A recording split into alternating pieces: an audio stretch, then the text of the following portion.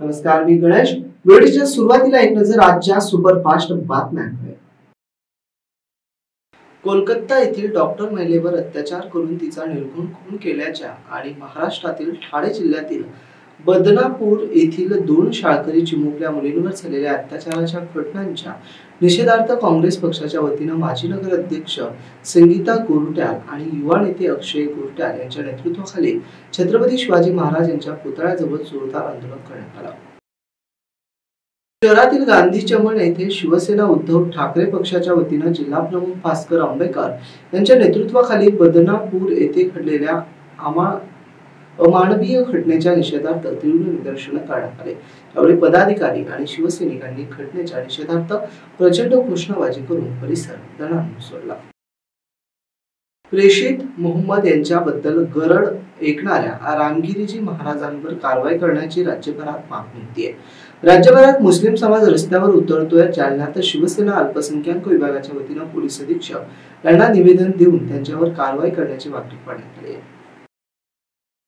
संत गाडगेबाबा ग्राम स्वच्छता अभियान सन 2022-23 अंतर्गत जिल्ह्यातून प्रथम, द्वितीय, तृतीय या विशेष पुरस्कारासाठी पात्र ठरलेल्या 6 ग्रामपंचायतीच्या सरपंच आणि ग्रामसेवक पदाधिकाऱ्यांचा जिल्हा परिषदेचे मुख्य कार्यकारी अधिकारी तथा प्रशासक विकास मीना यांनी चिंचेचे रोपटे आणि धनादेश देऊन अभिनंदन करत सन्मान केला.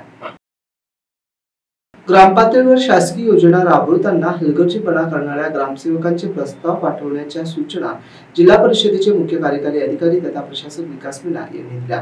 यांच्या अध्यक्षतेखाली समन्वय सभेचे आयोजन करण्यात आले होते. प्रसव पूर्व गर्भलिंग निदान प्रतिबंधक कायद्याची कडक अंमलबजावणी करणं हे आपलं कर्तव्य तर आहेच, शिवाय ती आपली सामाजिक जबाबदारी आहे. ही जबाबदारी आपण चोखपणे पार पाडावी असे निर्देश जिल्हाधिकारी दिलीप स्वामी यांनी जिल्ह्यातील वैद्यकीय अधिकाऱ्यांना दिले. दुग्ध उत्पादन करताना मिळणाऱ्या शेणखताचा पर्यायी खत म्हणून केलेला वापर आणि स्वतःच्या पशुपालकाने आपल्या जनावरांसाठी केलेला चारा उत्पादक केल्यास दुग्ध व्यवसाय हा फायदेशीर व्यवसाय होऊ शकतो, असे प्रतिपादन राजस्थानचे राज्यपाल हरिभाऊ बागडे यांनी केले.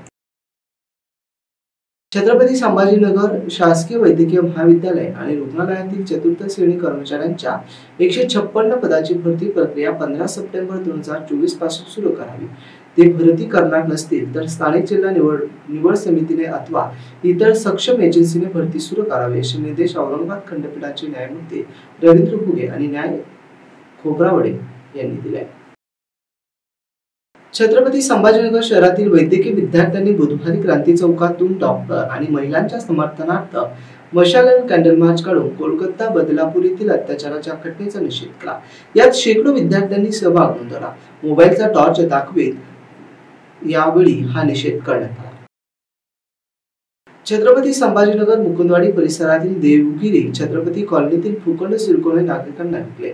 मागील 2 दशकांपासून या ठिकाणी नागरिक खडे बांधून राहत आहेत. या वसाहतींना आजपर्यंत कोणत्याही मूलभूत सुविधा मिळालेल्या नाहीत. कॉलनीसाठी 250 मिलीमीटर व्यासाची जलवाहिनी टाकली होती, मात्र हे पाणी अन्यत्र वळवण्यात आले.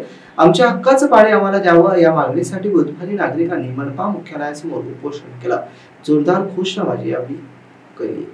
याबरोबरचे बातमीपत्र संपलं. पुन्हा भेटूया बातमीपत्राच्या पुढील भागात. तोपर्यंत पाहत राहा.